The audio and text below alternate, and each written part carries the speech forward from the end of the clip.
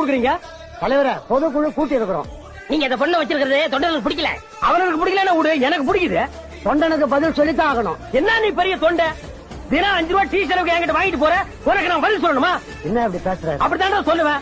இங்க பார், இவ தலைவி, நான் தலைவன்.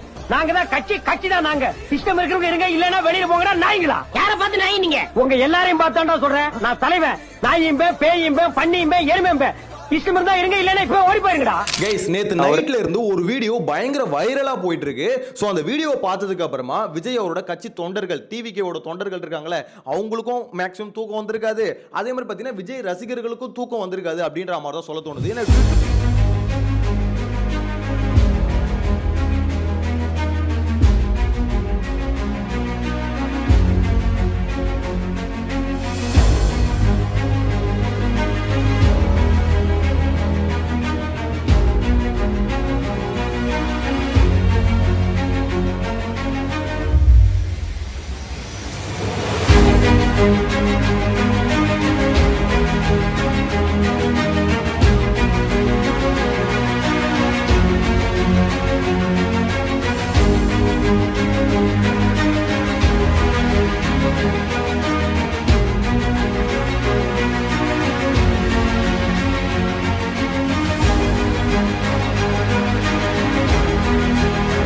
ட்விட்டர் ஃபுல்லா பாத்தீங்கன்னா காலையில எந்திரிச்சதுல இருந்து ஃபுல்லா தளபதி விஜய்ன்றது தான் ட்ரெண்டிங்ல போயிட்டு இருக்கு.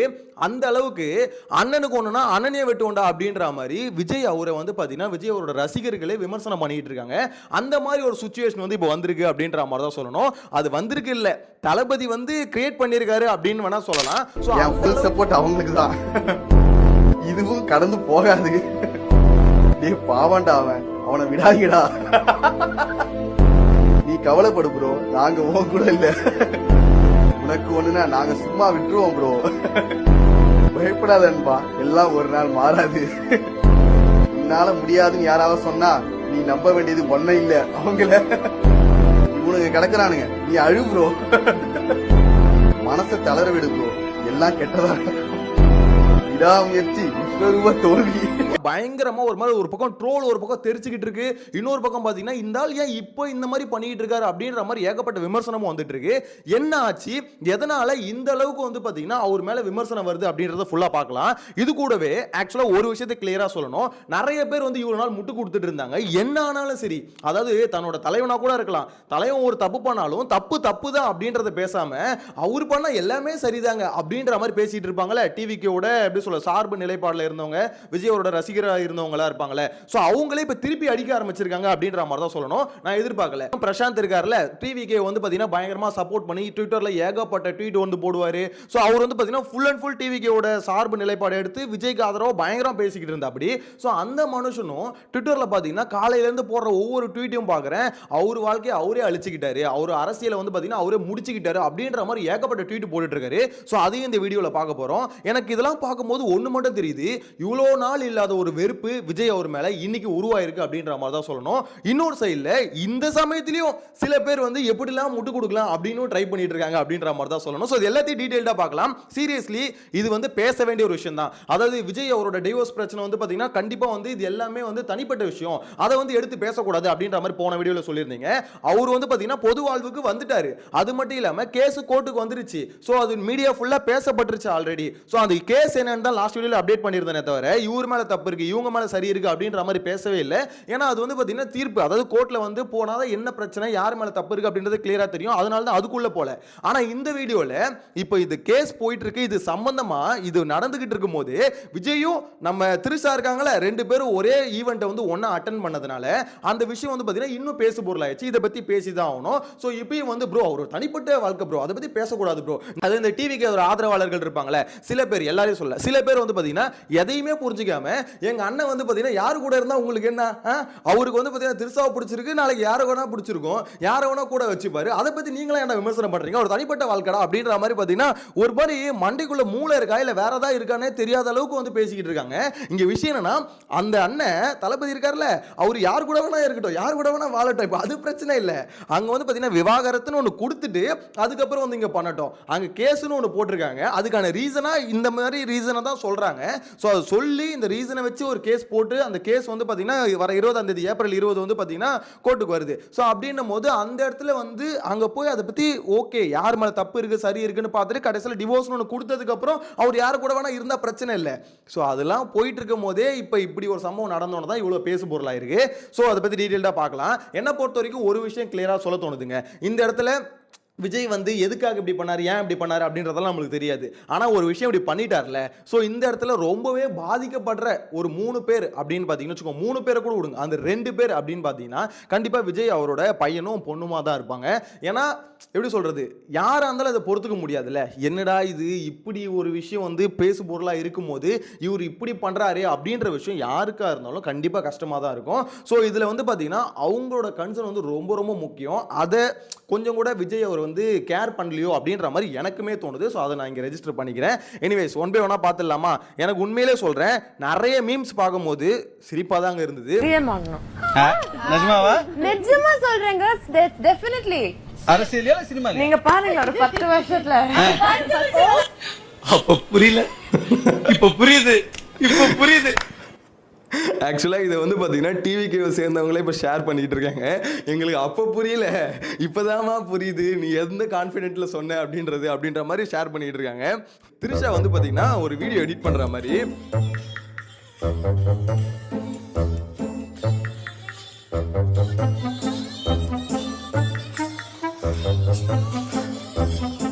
நேற்று ஒரு மேரேஜ் ஈவெண்ட்டுக்கு திரிஷாவும் வந்திருந்தாங்க, விஜயும் வந்திருந்தாங்க. 2 பேரும் ஒரே கார்ல ஒண்ணா வந்தாங்களா அப்படின்ற மாதிரி கேட்டீங்கன்னா ஒன்னாலாம் வரல. 2 பேரும் கொஞ்சம் எப்படி சொல்றது வேற வேற கார்ல தான் வந்தாங்க. பட் டைமிங் ஒரே டைமிங்ல வந்தாங்க. போகும்போது 2 பேரும் ஒரே கார்ல போனதா வந்து பாத்தீங்கன்னா சொல்றாங்க. ஏன்னா அந்த வீடியோ வந்து பார்க்கும்போது பாதியில திரிஷா ஏறிட்டாங்க, திருப்பி விஜய் ஏற போற மாதிரி போது அதோட கட் ஆயிடுச்சுன்னு வச்சுக்கோங்களேன். ஸோ ட்விட்டர்ல பார்க்கும்போது எல்லாருமே என்ன சொல்றாங்கன்னா இல்ல 2 பேரும் ஒரே கார்ல தான் போனாங்க அப்படின்ற மாதிரி போகும்போது சொல்றாங்க.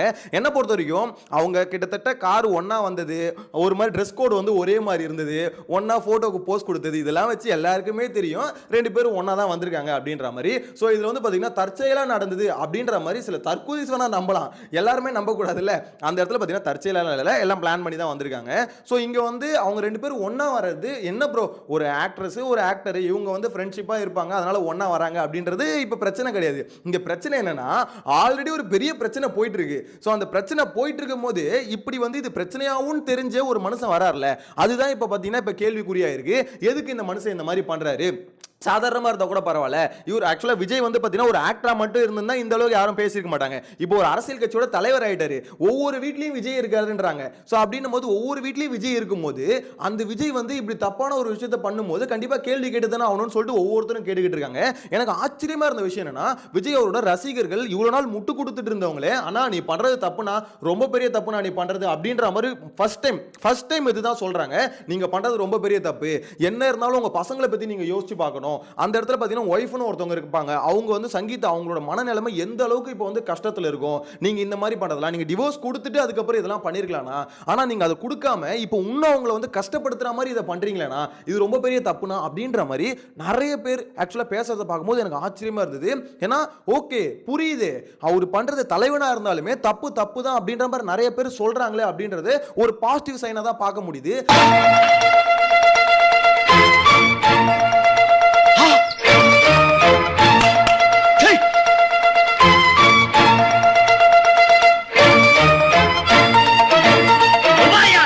ஆக்சுவலா இதுதான் ஒவ்வொரு கட்சிக்குமே தேவை, டிவிக்கேன்னு இல்லை ஒவ்வொரு கட்சிக்குமே தேவை. தன்னோட தலைவர் வந்து பாத்தீங்கன்னா எப்படி சொல்ல நீங்க எவ்வளவுனா ரசிங்க, அவர் வந்து பாத்தீங்கன்னா பயங்கர பக்தரா கூட இருங்க, அவரோட பக்தரா கூட இருங்க, ஆனா அவர் பண்றது தப்புனா தப்புன்னு சொல்லுங்க அப்படின்றதான் ஒவ்வொருத்தரும் இங்க சொல்லிட்டு இருக்கிறது. ஃபர்ஸ்ட் டைம் என்னால டிவிக்கேல நிறைய பேர் விஜய் ரசிகர்கள் இதை பண்றதை என்னால பார்க்க முடியுது. சோ இதுல மெயினா வந்து பாத்தீங்கன்னா இட்ஸ் பிரசாந்த், அதாவது பிரசாந்த் வந்து பயங்கரமா முட்டு கொடுத்துட்டு இருப்பா அப்படி, அதாவது விஜய் எது பண்ணாலும் வந்து சரி அப்படின்ற மாதிரி முட்டு கொடுத்துட்டு இருப்பா அப்படி. நிறைய விஷயங்களை சரியாவும் இருந்திருக்கு, சில விஷயம் வந்து பாத்தீங்கன்னா விமர்சனமும் இருந்திருக்கு அவர் பண்றதுல. பட் இருந்தாலுமே இப்ப அவர் விஜய்க்கு அகைன்ஸ்டா ஒரு ஸ்டெப் எடுத்து ட்வீட்லாம் போடுறத பார்க்கும்போது மொத்தமா இப்ப எல்லாருமே வெறுத்துட்டாங்களா அப்படின்ற ஒரு கேள்வி தான் வருது. ஆக்சுவலா நான் அவர் போட்ட ட்வீட்டை படிக்கிறேன். இவ்வளோ நாள் விஜயுடன் நின்றதற்கு ஒரே ஒரு காரணம் தான், அவர் மாற்று அரசியல் கொடுப்பார் என்று நம்பினேன்.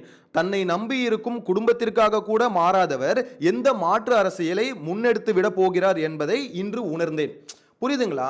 அதாவது தன்னோட குடும்பத்துக்காக கூட மாறாத ஒரு மனுஷன் எந்த விதமான மாற்று அரசியல வந்து கொடுத்துட போறாரு அப்படின்றத இன்னைக்கு தான் நான் உணர்ந்தேன் அப்படின்ற மாதிரி பிரசாந்த் அவரு போடுறாரு. இதுக்கடுத்து இன்னொரு ட்வீட் வரை, இனி தாவேக்காவால் தமிழக மக்களுக்கு எந்த பயனும் இல்லை, தலைவன் சரியில்லாத கட்சி மக்களுக்கு ஒரு துரும்பை கூட கிள்ளி போட போவதில்லை அப்படின்றத போட்டிருக்காரு. இத்தனை தொண்டர்களின் நம்பிக்கையாக இருக்கும் விஜய் அவ்வளவு பேரையும் அலட்சியப்படுத்தி தனக்கு பிடித்ததை மட்டும் செய்கிறார் என்றால் நாளை நாட்டு மக்களுக்கு இதேதான் செய்வார் அப்படின்ற மாதிரி சொல்றாங்க. அதாவது இவ்வளோ பேர் அவர் நம்பி இருக்காங்க, ஆனா இது எல்லாத்தையும் தூக்கி போட்டுட்டு இது இவ்வளோ பெரிய இஷ்யூவா மாறும் அப்படின்றது அவருக்கு தெரியும். தெரிஞ்சும் எனக்கு பிடிச்சிருக்குப்பா அதை நான் பண்றேன்ப்பா அப்படின்ற மாதிரி பண்றாருன்னா, நாளைக்கு ஆட்சியை பிடிச்சதுக்கு அப்புறமா தனக்கு எது பிடிக்குமோ அதை தானே செய்வாரு அப்படின்ற கேள்வி கேட்கிறாங்க. ஸோ இவரை நம்பி ஆட்சி அதிகாரத்தை கையில் கொடுக்க இனியும் மக்கள் தயாரில்லை அப்படின்ற மாதிரி போட்டிருக்காரு.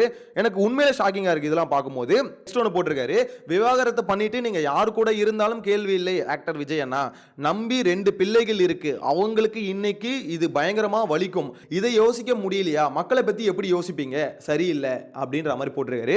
ஸோ இதெல்லாம் பார்க்கும்போது ஒரு விஷயம் தெரியுது, பயங்கரமா ஒரு மாதிரி வெக்ஸா இருக்காங்க, ஃப்ரஸ்ட்ரேஷன்ல இருக்காங்க. உங்ககிட்ட இருந்து நாங்க இதை எதிர்பார்க்கல, ஏன் இப்படி பண்ணிட்டீங்க, இப்படிலாம் பண்ணுவீங்கன்னு நினைச்சு கூட பார்க்கலையா அப்படின்ற மாதிரி ஒவ்வொருத்தரும் கேள்வி கேட்கறத பார்க்கும்போது, ஸோ நிறைய பேர், அதாவது விஜயை ரசிக்கிறவங்க, விஜயோட ரசிகர்கள், அவரோட தொண்டர்கள் எல்லாருமே கேள்வி கேட்கறத பார்க்கும்போது, ஸோ எல்லாருக்குமே, அதாவது மெஜாரிட்டியில் வந்து பார்த்தீங்கன்னா இது தப்பாக தான் தெரியுது, ஆனால் இன்னும் மைனாரிட்டியில் சில பேருக்கு வந்து பார்த்தீங்கன்னா இன்னுமே இது வந்து சரியா தான் படுது. எங்க அண்ணன் யார் கூட வேணா இருப்பாரு, அதை கேட்கறதுக்கு நீங்க யார்? இப்ப கூட இந்த வீடியோ கமெண்ட்ஸ் வந்து கேட்பாங்க பாருங்களேன், ப்ரோ அவரோட தனிப்பட்ட வாழ்க்கை அதை பத்தி நீ எதுக்கு பேசுற அப்படின்ற மாதிரி கேட்பானுங்க. எனக்கு அதுதான் அவங்கள மாதிரி கேட்கறவங்களுக்கு ஒரே ஒரு கேள்வி தான் எனக்கு கேட்கணும்னு தோணுது, உங்க மண்டைக்குள்ளலாம் என்னடா இருக்குது, எப்படா புரியலையடா, அவர் வந்து அந்த டிவோர்ஸ் கொடுத்துட்டு என்ன வேணா பண்ணிக்கிட்டோம், ஆனா அது கொடுக்காம ஒரு மனுஷன் வந்து பாத்தீங்கன்னா எது வந்து விமர்சனமா மாறுதோ அதையே வந்து பாத்தீங்கன்னா பண்றாருன்னா, தன்னோட மனைவிக்கு வலிக்கும், பசங்களுக்கு வலிக்கும் அப்படின்றது தெரிஞ்சும் ஒரு விஷயத்தை பண்றாருன்னா அது தப்பு தானே, தப்புன்னு சொல்லி பழகுங்கடா அப்படின்ற மாதிரி சில பேரும் பாத்தீங்கன்னா சொல்லிக்கிட்டு தான் இருக்காங்க. ஆக்சுவலா ஒரே ஒரு மேரேஜ் ஈவென்ட்டுக்கு தான் போனாரு, இப்போ அது பிரச்சனை இல்லை, யாரு கூட போனாரு அப்படின்றத நீங்க பிரச்சனை. ஏன்னா அவங்க ஒய்ஃப் கம்ப்ளைண்ட் பண்ணாங்கல்ல, சோ அதுலயே அந்த மனுவிலே என்ன கொடுத்திருக்காங்கன்னா, தனக்கு மன உடைச்சல் கொடுத்தாங்க. அதாவது அந்த நடிகை என்ன பண்றாங்கன்னா, அவர் கூட இருக்கிற மாதிரி ஃபாரின்ல இருக்க போட்டோஸ் எல்லாம் ரிலீஸ் பண்ணும்போது எனக்கு ரொம்பவே கஷ்டமா இருந்தது அப்படின்ற மாதிரி சொல்லிட்டு இருந்தாங்க. வெளியில ஃபாரின்ல வந்து பாத்தீங்கன்னா இருந்த போட்டோஸ் ரிலீஸ் பண்ணும்போதே அவளை கஷ்டமா இருந்ததுன்னு சொன்னாங்க. இங்க இவங்க வீடியோ இந்த மாதிரி ஒரே ஈவென்ட்டுக்கு ஒன்னா புருஷன் முன்னாடி மாதிரி போறத பார்க்கும்போது கண்டிப்பா கடுப்பா தானங்க இருக்கும் அப்படின்ற மாதிரி சொல்ல தோணுது. இன்னொரு விஷயம் சொல்லவா, சங்கீதா அவங்கள வந்து பாத்தீங்கன்னா பயங்கரமா டிவிகே சார்ந்தவங்க விமர்சனம் பண்ணிட்டு இருந்தாங்க. அதாவது அவங்க டிஎம்கேவோட கைக்கூலி அப்படின்ற மாதிரிலாம் பேசிட்டு இருந்தாங்க. அது ரொம்ப கேவலமான அல்பத்தனமான ஒரு விஷயம். ஏன்னா சங்கீதா அவங்களோட மனைவி, விஜய் அவரோட மனைவி, இத்தனை வருஷம் கூட வாழ்ந்தவங்க.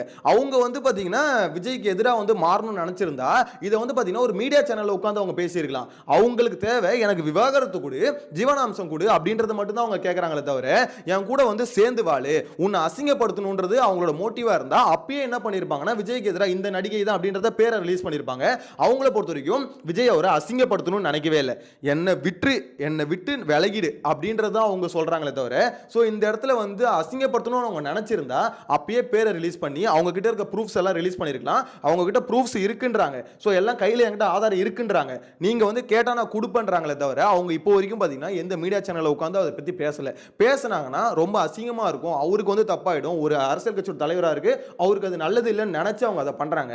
ஆனா டிவிகே சார்ந்தவங்க சங்கீதா அவங்கள வந்து பாத்தீங்கன்னா இவங்க வந்து டிஎம்கேவோட கைக்கூலி, நீங்க இப்படி பண்ணுவீங்கன்னு நினைக்கவே இல்லை, நீ அண்ணனுக்கு எதிராகவே நீங்க இது பண்ணிட்டீங்களே, இந்த பாகுபலி வந்து கத்தியில கட்டப்பா குத்துற மாதிரி பாத்தீங்கன்னா அவங்க வந்து குத்துற மாதிரி அந்த மாதிரிலாம் ஒரு விஷயம் எடுத்து போட்டு அதை எடிட் பண்ணி அதை ட்ரெண்ட் பண்ணிக்கிட்டு இந்த மாதிரி நிறைய விஷயம் பாத்தீங்கன்னா சங்கீதா அவங்க மேல வந்து போய்கிட்டே இருந்தது. ஆனா இன்னைக்கு, அதாவது நேத்து நைட்டு இந்த ஒரு சம்பவம் நடந்ததுக்கு அப்புறம், எப்பா என்னப்பா அப்ப அவங்க சொன்னது எல்லாம் உண்மைதானாப்பா, அவங்கள போய் இவ்வளவு பேர் திட்டிட்டமே, அவங்கள வந்து இப்படி விமர்சனம் பண்ணிட்டோமே அப்படின்ற மாதிரி சில விஜய் ரசிகர்கள் வந்து இப்பயாவது உணர்ந்திருப்பாங்க அப்படின்ற மாதிரி நினைக்கிறேன். விஜய் வந்து அவர் யார் கூட வேணா இருக்கட்டும், எந்த பிரச்சனையுமே இல்லை. அதாவது அவருக்கு வந்து ஒரு ஆக்ட்ரஸை பிடிச்சிருக்கா, அது வந்து கல்யாணம் பண்ணிக்கிட்டோம், இல்லை எப்படி கல்யாணம் பண்ணிக்காம லிவிங் டுகெதர்ல எப்படியோட இருந்துட்டு போட்டோம். ஆனால் நீங்கள் டிவோர்ஸ் கொடுத்துட்டு அதை பண்ணிக்கலாம், அது கொடுக்காம பண்ணுறது வந்து பார்த்தீங்கன்னா அவங்கள வந்து இன்னும் கஷ்டப்படுத்தும் அப்படின்ற மாதிரி தான் சொல்ல தோணுது. ஆக்சுவலாக உண்மையிலே ஒரு விஷயம் சொல்லவா, இந்த கப்பிள்ஸ் இப்படி பிரிவாங்கன்னு நினச்சி கூட பார்த்தது இல்லைங்க. ஏன்னா ஒரு ஃபேன் கேலாக இருந்து ஒரு ஹீரோ வந்து பார்த்தீங்கன்னா கல்யாணம் பண்ணியிருக்காங்க. ஸோ அப்படின்னும் போது அவங்க வந்து இப்படி பிரிவாங்க, ஏன்னா ஒரு ஒரு ஆடியோ லான்ச்சில் அவங்களெல்லாம் பார்க்கும்போது அவ்வளோ ஒரு அண்டர்ஸ்டாண்டிங்காக இருக்கும். ஸோ விஜய் அவரோட அம்மா வந்து பார்த்தீங்கன்னா அவங்க மருமகளை பற்றி பேசும்போது அவ்வளோ பாசிட்டிவாக பேசுவாங்க. ஸோ இப்படி இருந்த ஒரு ஃபேமிலி வந்து இப்படி வந்து உடஞ்சி சுக்கு சுக்கா போகும் அப்படின்றது எதிர்பார்க்கவே இல்லை. இன்னொன்று பசங்களை பற்றி கொஞ்சம் யோசிச்சிருக்கலாமோ அப்படின்றது தான் பார்த்தீங்கன்னா நிறைய டிவிகேவை சார்ந்தவங்களும் இப்போ சொல்கிறது. விஜய் ரசிகர்களும் விஜய் அவர்கிட்ட வந்து வைக்கிற ஒரு வேண்டுகோளாக இருக்குது. ஒரு தடவை கொஞ்சம் யோசிச்சு பாருங்களேன், கொஞ்சம் வந்து பார்த்தீங்கன்னா இதை ஸ்மூத்தாக முடிக்க முடியுதான்னு பாருங்களேன் அப்படின்ற மாதிரிலாம் சொல்லிட்டு இருக்காங்க. எது எங்கே போய் முடிய போகுதுன்னு தெரியல. ஆனால் ஒன்று மட்டும் ஷோராக இப்போ எல்லாருக்குமே தெரியுது, விஜய் அவர் பண்ணுறது இப்போ பண்ணிட்டு இருக்கிறது அது வந்து ரொம்பவே தப்பு. அவர் அரசியலுக்கும் நல்லதில்லை, அவர் பர்சனல் இமேஜ்னு ஒன்று இருக்குல்ல அதுக்குமே அது நல்லதில்லை அப்படின்ற மாதிரி தான் சொல்கிறாங்க. உங்களோட கருத்தை மறக்காம கமெண்ட்ல மென்ஷன் பண்ணுங்க. எப்படி சொல்றது, வழக்கம் போல விஜய் அவரை பற்றி எதை பேசினாலும் சரி உடனே வந்து பார்த்தீங்கன்னா இவங்க டிஎம்கே கைகூலி, இல்லை இவன் என்டிகே, இவன் வந்து பார்த்தீங்கன்னா ஏடிஎம்கே, இல்லை காங்கிரஸ் அப்படின்ற மாதிரி சொல்றவங்க கமெண்ட்ல சொல்லுங்க. இல்லை வந்து பார்த்தீங்கன்னா இவன் வந்து பார்த்தீங்கன்னா விஜய் மேல இருக்க வன்மத்தில் பேசுறான் அப்படின்னு சொல்றவங்களா இருந்தாலும் சொல்லுங்க. இல்லை உண்மையிலே இந்த சம்பவத்தில் இருக்க நியாயத்தை உங்களுக்கு புரிஞ்சுதுன்னா அதையும் கமெண்ட்ல மென்ஷன் பண்ணுங்க. சில பேருக்கு புரியாதவங்களுக்கு கமெண்ட்டை பார்த்தாவது புரியட்டும். நெக்ஸ்ட் வீடியோல மீட் பண்ணலாம். Bye by.